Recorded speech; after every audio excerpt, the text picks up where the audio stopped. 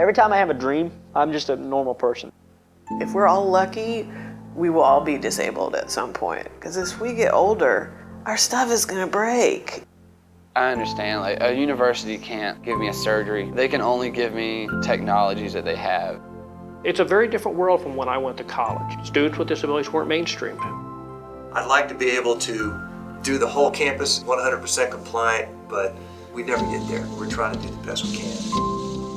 It is the policy of Appalachian State University that no qualified individual with a disability shall be excluded from, denied the benefits of, or be subjected to discrimination under any program or activity.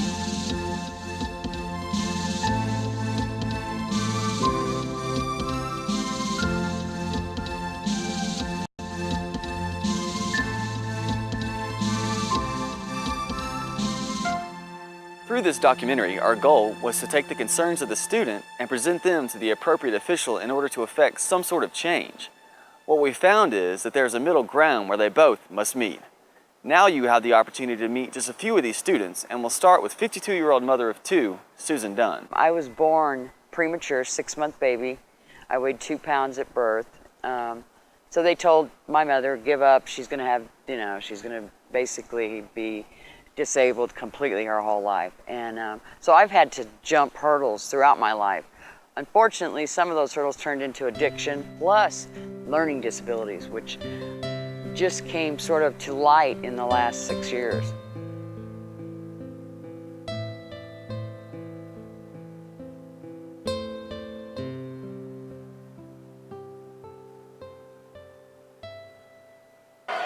Here comes Nelson.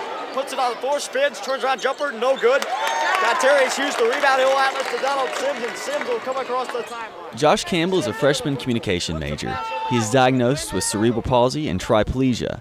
His paralysis is in both of his legs and his left arm. Josh told me that he has aspirations of becoming a sports broadcaster and currently runs a soundboard for ISP Sports during home basketball games. I want to be Jim Nance. Jim Nance is from my hometown. He doesn't live there anymore, but he's from Charlotte, and he's a great broadcaster. So he would be the guy. I want his job. Seth Young is a double major at Appalachian State in music performance and electronic media. Blindness is defined as having a clinically measured visual acuity of 2200 and the best eye with the best correction. Seth's visual acuity in his best eye is 2400. Meaning someone with nominal or 20/20 vision must stand 400 feet away to see what Seth does from 20. I guess the best way to compare it is if somebody with 20/20 vision was to take their was to put on a pair of regular glasses, no magnification, put wax paper over those lenses and look through it. Okay. That's about what it would be like. It's a genetic eye disorder. It's called ocular albinism, and I also have retinal pigmentosa, which means I have holes in my retina, and that keeps light, just filters through it. So in the dark, it's pretty much impossible for me to see. Lastly, we had the opportunity to sit with 2 disabled American veterans, also students. Because of the nature of our conversations with them and the possible repercussions directed towards them in the professional world, they decided not to reveal their identities and jeopardize their opportunities, but rather speak freely and openly about the accessibility and accommodations of Appalachian State. My disability goes back some 30 years. I graduated high school a year early. I went in the military at 17. By the time I was 18 and a half, I'd lost my hearing. My job in the military was to lock myself in a room that was about 8 foot by 8 foot and encrypt messages. My job was shooting things, blowing up things. So I had tremendous gunfire, grenades, claymore mines going off. Right ear's hearing's not the greatest. Was medically discharged in 2002. And went through a spell of depression because I basically had my life set, and then it wasn't.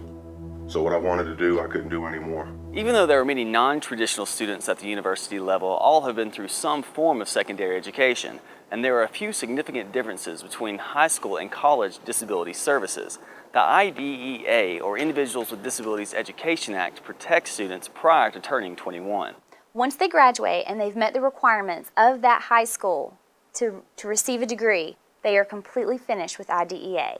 And see, IDEA is about success. We're here to offer student success in this free and public appropriate education. Right. Well, at the college level, College it's not a right, it's a privilege.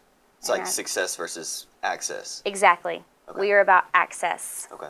And through that access, we do hope that they are successful. Simply put, it is the student's primary responsibility to ensure that he or she has the proper accommodations.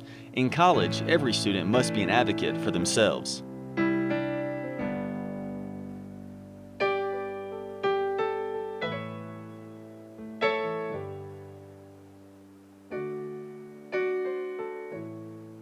In public school, there's more of a bureaucracy, more red tape.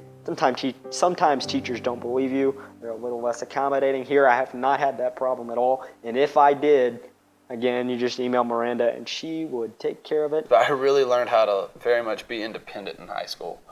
I would take my own notes, didn't have a note taker, wasn't offered a note taker. I probably would have taken it back in high school. Since I've been the director, serving as interim in May, now every time I meet with a student who's a freshman, and anytime I meet with really any student, I give them a document stating the differences in high school and college disability services. It at least outlines the roles and responsibilities of our office as well as the student.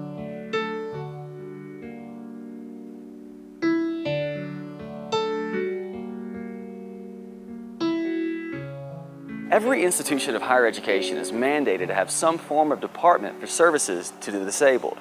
You have already heard from Miranda Maxey. She is Appalachian State's Director of the Office of Disability Services.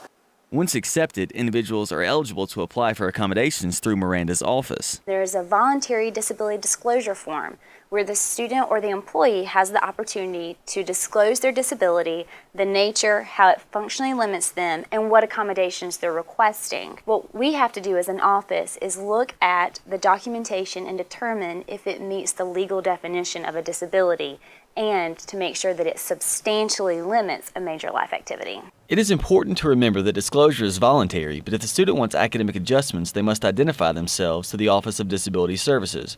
Miranda Maxey will then work with the student to create an accommodation plan. So a lot of the students I've spoken to like to use the term yellow sheet. I'm not exactly sure what that is, but could you explain a little more? We put accommodations that are determined reasonable for the student on an accommodation plan, which is yellow.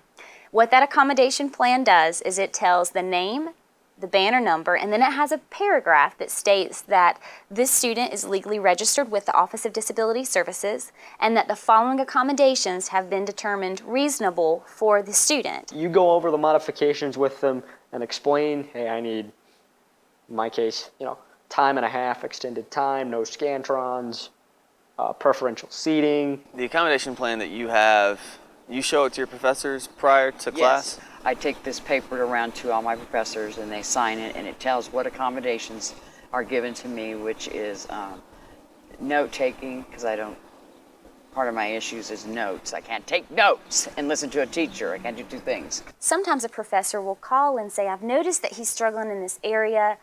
This accommodation plan doesn't exactly hit on this because this is a unique attribute to my particular course, but can I give him this accommodation? Okay. And I would say, yes, that would be reasonable. And sometimes I have to say, no, that's not reasonable. He is able to do that. Michael O'Connor is the director of the Appalachian State Physical Plant, also known around campus as Buildings and Grounds. We came over to ask him a few questions about campus accessibility. O'Connor told me that the Department of Design and Construction are required to construct and design buildings compliant with the ADA and Rehabilitation Act as reviewed by the North Carolina Department of Insurance. Everything from number of accessible toilets that are set up correctly, to width of doors, to ramps. And if we do any modifications to the building, then at that point, depending on the value, it gets pretty complicated. It'll trigger whether we have to upgrade existing facilities. There's a lot of buildings here are quite old, and they're grandfathered with their existing conditions. But if we do a major renovation, at that point then, we have to go ahead and upgrade other parts of the building. In 1977, Section 504 of the Rehabilitation Act was signed into law, and the university's 504 Implementation Committee was formed. This committee has become the 504 Advisory Committee and is now responsible for the research and writing of quadrennial access studies known as the Accessibility Study. Any building constructed after 1977 must be compliant. However, many of the buildings at Appalachian State have been existent well before 1977 and are constantly undergoing renovations to make the campus a welcoming environment. The Department of Housing and Residence Life has a large role in creating the accessibility study. I asked the department's director, Dr. Tom Kane, to explain. It's a matter of going through each area and looking at what would be nice and what is necessary. Until you walk and talk to them about that, you don't know what their needs are. The Appalachian State Physical Plant also has a hand in producing the study. We'll say, is there anything in this route that's going to be an issue? Okay. And then if there is something and we can do something about it, I mean, sometimes terrain makes it almost impossible to do anything about it. I mean, you know, we'll find a workaround. It'd be nice if we could have almost like ski lifts everywhere, you know, to take people around. We close a building every year to renovate it, and when we close it, to do the redesign of the bathrooms, of the doors, of the elevators, to redo those. All of those kinds of things are done. So we do a wholesale renovation to make sure it meets all ADA.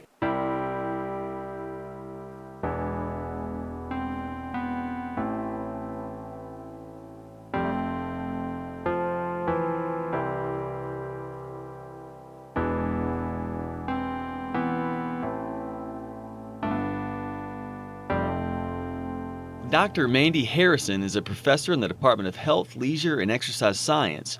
Through therapeutic recreation, she has come to work with the disabled who experience difficulty adjusting. I kind of look at the ADA as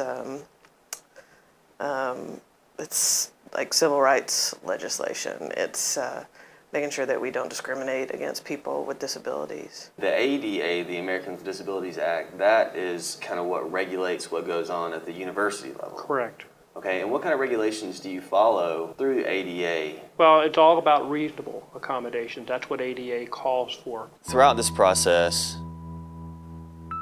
I've heard the two words reasonable accommodation a lot. Reasonable accommodation,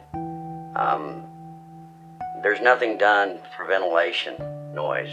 There's no studies about hearing impaired students within classrooms.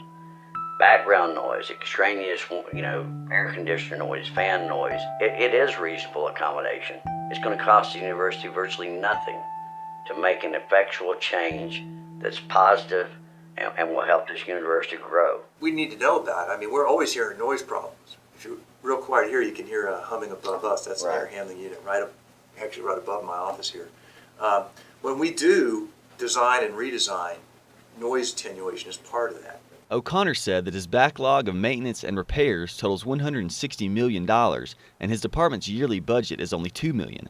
This year in particular, because of budget cuts, the physical plant has lost much of its repair rendition money and has nothing left for the many renovations needing to take place. How do you determine when it's reasonable to spend money?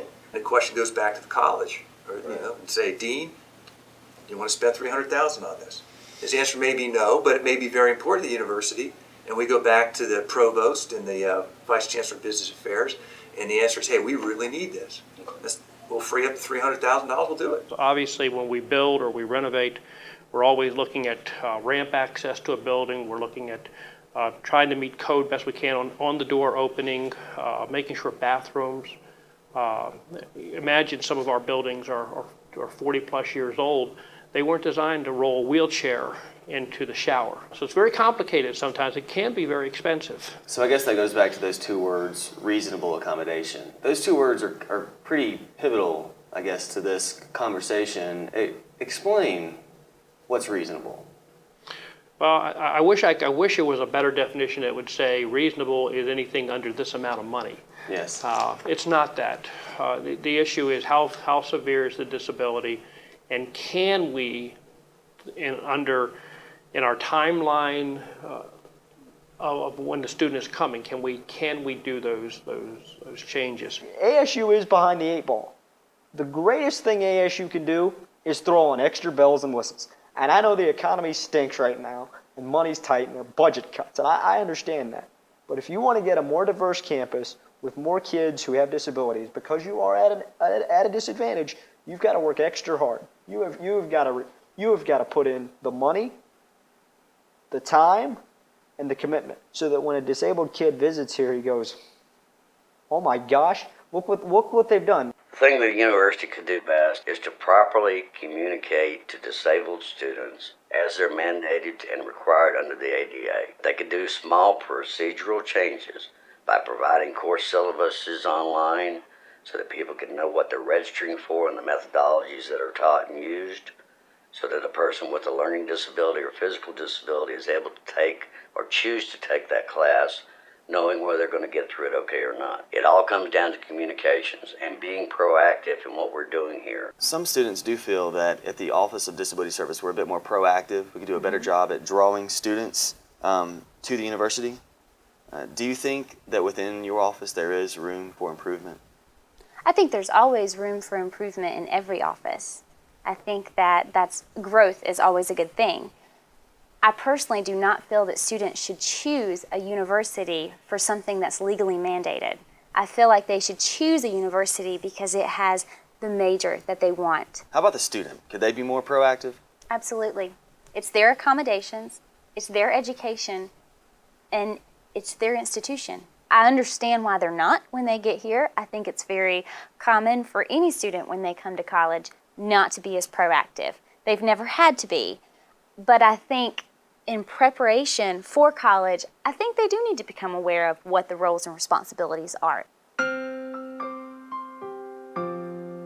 Perhaps the reason that students are not as proactive as would be ideal is the same reason that Seth doesn't use his cane during the day, and Josh asks for as little help as possible.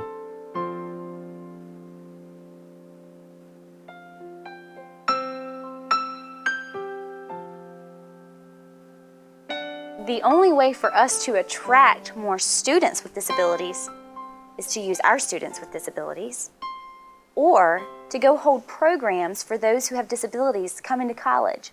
Would you attend? Not if I did not want to tell somebody my disability. So they're struggling with the fact that they don't want people to know that they have disabilities in the classroom, but they're sort of asking us to go out and hold programs for them before they come, Okay. which they're not attending at orientation, obviously. Right.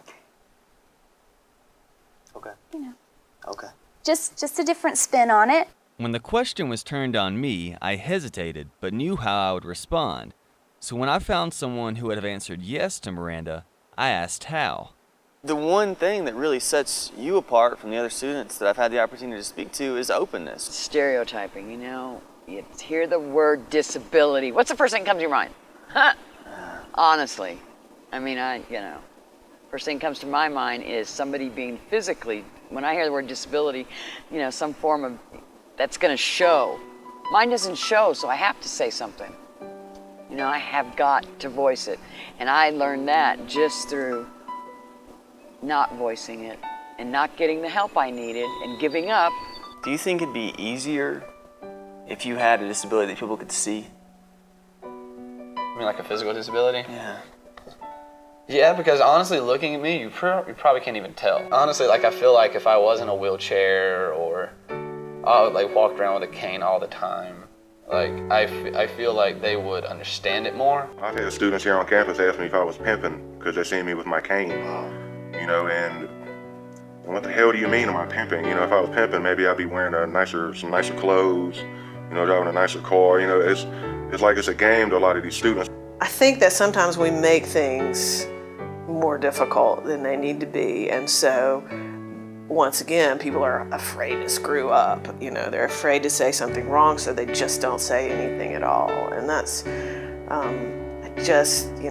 I'd rather have the conversation and then go back and say, hey, you know, by the way, you know, don't call somebody retarded. You know, this is maybe a mentally retarded may be a diagnosis, but it's just not cool. What differences do you notice when you have your cane as opposed to when you don't? Well, when I have my cane at night,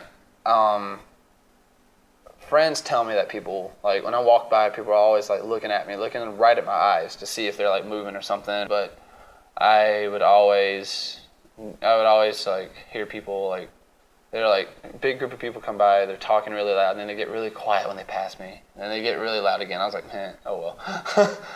Look past that because we're all human beings, and so okay, what other qualities, what else is he good at? Look, that's just part of the, look, I came like this, here it is, it's out there, but that's, to describe someone, hey, he has blank is stupid. For me, it made me feel less than if I had to, when I exposed that. Because I watched my son go through it. And he felt horrible. He felt like he was being put over here in the corner and taught. Do you feel any stereotypes? I mean, of course. I mean, you get those people that just don't know what it's like. And I get professors that don't really know how to treat it. They don't really know how to work with it because they're like, okay, I don't want to say something that's going to offend him. But at the same time, I want to help him. But I don't want to say, would this help you? And then it would offend him. So I really am just open. Is there any advice that you could give to another student with disabilities? The best advice that I could give is don't be ashamed. You know, the shame factor, that's long ago. Today it's all out in the open. You know, I have several learning disabilities, a lot of other things going on in my life that that shame could keep me bound down. Many of the students I've had the opportunity to talk to, like I said, are hesitant to disclose, but at the same time they don't want to set themselves back or make someone feel like they can't do the same thing that every other student can do. Honestly, like if they just want to do something, I just say get rid of your own stigmas before you can get rid of the stigmas of the rest of campus. Because if you don't think you can do it, then most likely you're not going to be able to. I think it has little to do with the fact that it's a university. I think it's the same challenge that is everywhere, and we just have an opportunity because it's a university to address people's attitudes and awareness towards people with disabilities. And I've always tried to avoid it and be like everybody else. I try to take as little help as possible from ODS, from other people, because I know that can label you, and I don't want that. When do you ask if you can help someone with disabilities? When do you let them be independent? When do you look and when do you not? Well, honestly, like to me, I guess because I'm so okay with it, I really don't mind either way. I know some people with my disability or with another disability would be offended by it, but I honestly think that you're made the way you are, and that if you just, the more you accept it, the more other people accept you. People don't offer to help. I mean, they'll sit there and count, you know, like when they're struggling, they'll count people walking by. And, you know, 40 people walk by before somebody says, hey, can I give you a hand? And I just don't feel like it's because people are nasty. I feel like it's because people are just scared.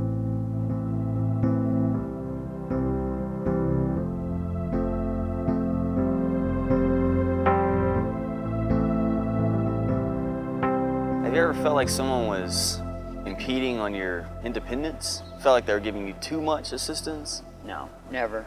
So there's never a time Never. when someone should Never. be afraid to ask, can I help you? Ever. Don't ever be afraid to ask. Good Okay. God Almighty. I mean, it doesn't do me any good to not say anything. For a number of students with physical impairments, learning disabilities, and other disorders, listening to lectures while taking notes is very difficult, if not impossible. Support services such as note-taking may be reasonable accommodation for providing access to information. As it turns out, note-taking is quite the controversial topic in our attempt to find balance between responsibility and accommodation. One semester in my freshman year, this guy, my professor, refused to give me notes because he thought it was like kind of like a breach of privacy for him or something. And then I told the Office of Disability Services, and they pretty much laid into him like heavy. So it wasn't pretty, but he eventually gave me the notes and everything. He was just trying to be hard to get along with. So Sure. That's really the only bad experience I've had with teachers. This semester, I asked one class if they'd help me with notes, because last semester people got overwhelmed with me asking them for notes. Okay. And so I think they could improve that area, providing note takers. Not, you know, we're already suffering from a stigma that says we're disabled and blah, blah, blah, but let alone to have to go in and say, will somebody take my notes? Because I can't, you know, do two things at once. That's a point that I brought up to Miranda Maxey, and I said, it's against federal law. I'm not required to tell you, my instructor, or anyone else that I have a physical problem or disability. Yet and still, to obtain a note taker It's the standard policy of ODS and Miranda Maxi's instructions to announce to the class I have to identify that I'm basically deaf, cannot hear, and need a note taker to be able to get someone to take notes. It would be a simple, easy fix to put in the course syllabus on every syllabus. Under the disability section, that if someone wants to volunteer for it to be a paid note taker, they can do so by registering with ODS. The ADA and the Rehabilitation Act in the law states that it is up to the individual to disclose and seek out accommodations. So our office does follow the precedent by the laws that we are under. I don't know why any student would disclose to other students. A student, it is their legal responsibility to privately share their accommodation plan with their professor. Okay. And they sign a document stating that they understand that they have to show their accommodation plan to their professor.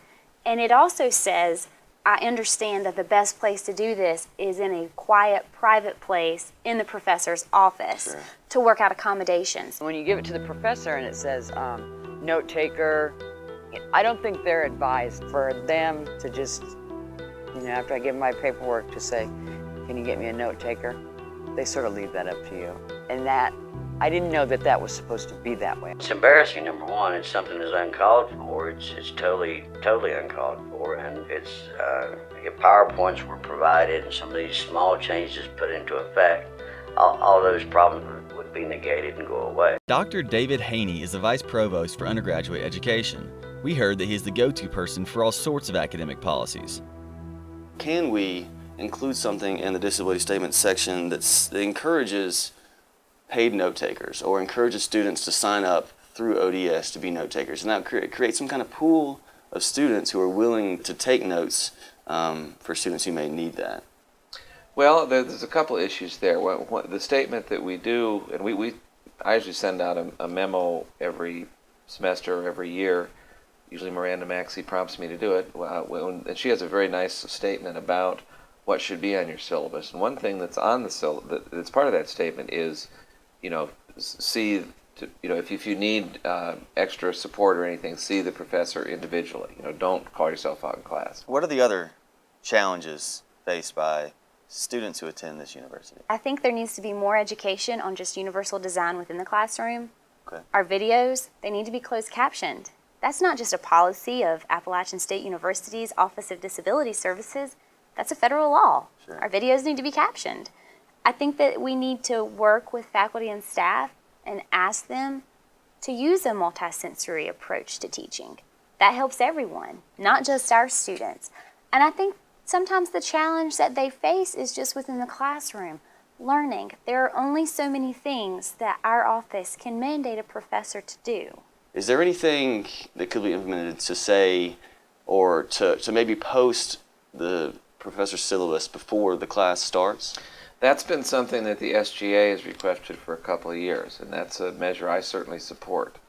I think there are, and we're actually looking at a couple of software ideas that would make that easier to do.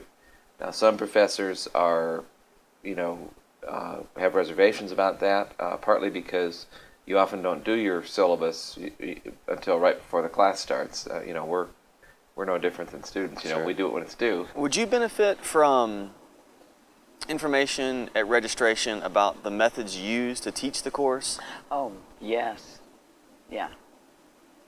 That registration, that's the biggest benefit of all, is if you could have that information set up ahead of time. What student would not benefit from it? I encourage every student that I see to contact the professor and ask for a current copy of the syllabus. Most professors are not willing to release next semester's, but they'll release the current semester. Well, that's going to tell you a lot about their teaching style. That's going to tell you a lot about what they expect from students. Do you email your professors, or have you thought about emailing them before the course and ask them if they use handouts or PowerPoints? I do. Actually, I do that, and they're very helpful with that, but you've got to keep on them. Sure. Because it's my responsibility. If I want that stuff, I've got to keep on them. You can't have everything laid out in detail, but I think the things you're talking about, the basic syllabus, and particularly the instructional methods, given the variety that we have now, I think that's a great idea.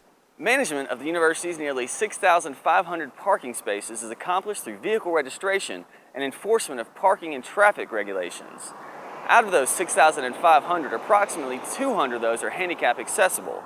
Barry Sauls is the director of parking and traffic. It's a challenge living, where we live. This environment is not always conducive to nice, accessible areas because it's not flat.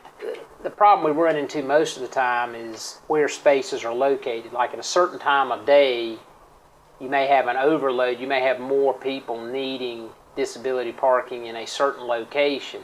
Sure. And so all those spaces are taken and you need more, but yet you can go to another part of campus and they're empty disability parking spaces. How about parking? That's just ASU. Yes. There is no parking. Yeah. And I get a disability sticker so that I can park anywhere on campus that I want to. That's available, that's open. So if you get here by 7:20 a.m., you might be able to get a disabilities parking, get a spot. Anytime after 9, you're not going to find anything. Just say the campus has 40 handicap spots. And the campus, the people know this. They know there's 40 handicap spots. And they know, beginning of each year, how many handicapped people they're going to have. So then you have to take into effect all the sports. People play sports, they're going to get hurt. Right. I have no problem with an athlete that gets hurt and needs a handicap placard. My problem is now you're adding an extra, say, 40 to 50 athletes trying to park in these same handicap spots. So what are we supposed to do? As far as handicap spots, we are required to have X amount. We have those. I don't think the problem is with the amount of spaces. I think the issue is, students with temporary impairments are given a North Carolina handicap tag, and there's nothing the university can do to not honor those. Sure. So we have students who don't really need those, who use them, which poses the difficulty for our students who really need them all the time. If your doctor thinks that your sprained ankle's bad enough for you to get a disability placard, then by law you have every right to that space, just like a quadriplegic that's in a wheelchair. There are times, however, when individuals who do not have the right to a disability space attempt to park in one. One of the veterans raised an issue during our interview in which she approached a police officer regarding a vehicle that was illegally parked. According to the veteran, the officer would not issue a parking ticket. He says, "Sir, I can't write them a ticket." I said, "Aren't you allowed to write them a ticket?" I said, "This is a federal and state law that says handicaps, spaces are reserved for handicapped individuals." He said, I don't write tickets. I'm just wondering if they brought it to the attention of a police officer instead of a parking control officer. Because the police officers don't write the parking tickets on campus. Mr. Sauls continued to say that he hoped it wasn't one of his officers and that they are far more protective of the disability parking spaces than any other on campus. During our interview, Mr. Sauls referred to parking as a liquid document. He says that parking often changes daily and primarily due to construction projects. Construction is another hot topic in this dialogue on accessibility. And what's your biggest challenge at this campus in particular, being blind? Construction. 100% construction, because you never know where they're going to be next, kind of thing. Like, they always move the chain link fences. That's one of the worst things. Like, that's one thing Miranda's been trying to get, is to put like some sort of reflective bright color on the fences, like just like a little ribbon, so that I can tell that they're there, because I cannot tell you how many times I've run into a chain link fence. Fences are just one of the many obstacles that Seth faces when walking the campus. Vehicles are another. They're actually getting worse instead of better, and the university, I don't think, is aware of how cumbersome it is for a legally blind person, or even like physically handicapped person, to walk around campus or to get around campus with the parked cars, and especially if like you walk on sidewalks, because I don't walk in the street, period. How does your office warn students of construction that might be occurring or new routes that they might need to take? When we know, we send out an email. We don't always know. We're often not told. We often find out when the student finds out, when we're walking, or if they send out a campus-wide email. We have a route. We know it takes us 4 minutes to get there. We wake up one morning, we start walking that route, and it's completely obstructed. What do you do? And compliant is not always convenient. It is compliant. It's not convenient. No one's arguing that. The construction that goes on at this university is to make our university more accessible. As a class project, Dr. Harrison requires her students to perform their daily activities in a wheelchair. They then write a reflection on their experience. From what I've heard from my students, just basically like the sidewalks, they're all kind of at an angle and they're all, like broken up and along River Street, that those sidewalks are really difficult for people for my students when they're in wheelchairs. Going across River Street, dangerous, coming up, the hills. People are, my students just report being exhausted. All the campuses I've been to in North Carolina, this has got to be the hardest campus for a student with disability. I mean, it doesn't matter whether it's mobility or sight. This campus is a hard place to get around in because you can't get there from here. Later in our conversation, Dr. Kane referred to curvy turns, steps, snow, and ice.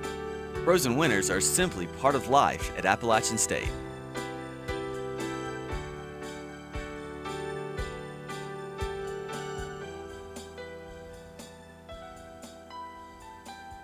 I think Buildings and Grounds has struggled a little bit recently with the last couple batches of snow we've had in terms of clearing off paths. And I'm not just talking for me. I saw at least 5 people slip yesterday, and they all could walk. Could the student call Sure. Buildings and Grounds or maintenance? They just call here to the physical plant and say they got an issue, or if they're out and about, or somebody's out and about, and they see one of our guys who's out working the snow, to stop and say, hey, we're having an issue over here.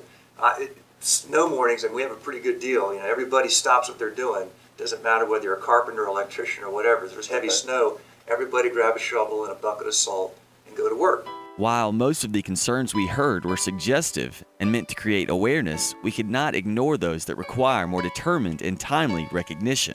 The problem that I see with ASU, the complaints to different departments, chairs, the ODS, Miranda Maxey's office, have gone and fell on deaf ears. After the conversation where Miranda Maxey questioned my disability, I've not been back in the office, and dare say I will. It's totally turned me off from even asking for anything from the office. How do we get something done then if we can't talk to them? I can't say. I went to the ODS department supervisor and spoke with Dr. Robinson, Linda Robinson, I believe, and was told to write a letter. Typically people who complain, though, for some reason, they don't want to come and say, I'm having this problem, can you help me? Sometimes we have to explain, I'm sorry, there is nothing at this point that we can do, but we can help you go somewhere where you can get support or you can get help. Okay. But often we don't hear those things. It shouldn't have been placed back in my court as me having the problem when I was presenting the problem to a member of the university staff that had the clout and the wherewithal to do something effectively to make change. At this point, there were other statements directed toward Miranda Maxey, but due to privacy policy, she was unable to comment. Without her response, we felt it unfair to include those statements. I did ask these 2 gentlemen why it is that I received such different commentary from them than I had from other students. It comes from, I believe, our military background and our ability to stand up for what we believe is right. If I see a problem, I'll be the first to say it. Like we were saying, there's other people with disabilities. If they won't speak up, I will. I'll be the voice. I think it's up to people to kind of create their own world, and it sounds like this may be a group who's quite willing and able to do that. So, maybe these are going to be the folks who say, I demand this, and the university can respond how it may. I just think it needs to come from the inside. I don't want the school to make these changes because of this video. I don't want the school to make these changes because of the ADA. Because to me, that's just all the ADA is now the school has to make the changes. I want the people in power to say, we really need to do this. And I want them to mean it. As ironic as it may seem, when I asked what it is that the university does well, the answer was often a name. Miranda Maxey is the ticket. She's got a great, persona when you meet her, so that you don't have to feel so, that sort of, I'm coming in here because I have disability. I've never seen Miranda down. I mean, she is just always positive, always an advocate for the students because of her skill level and her experience, that when a student comes in and says, I need this and this and this, I think sometimes she can say, you need this and this and this, you don't need item 4, that's a want. Remember it said you have to go above and beyond and be committed? She's part of that. She works so daggum hard and does so much for people in that office and is willing to stand up to bat for you. That's part of the process. It's a fascinating thing about being at App is because everybody who's at App pretty much loves being at App. And you think about students with disabilities to come to App, they really gotta love App because they're putting up with some really severe weather changes and that makes it even more complicated. But they want to be here just like everybody else does. I've just come to terms with it. I'm just like, well, I'm blind, this is the way I am, so how can I make the best of it? And how can I make other people aware of what it is like that I have to go through to make the university as good as it can because I love it here and I just want it to be great for other people to come here.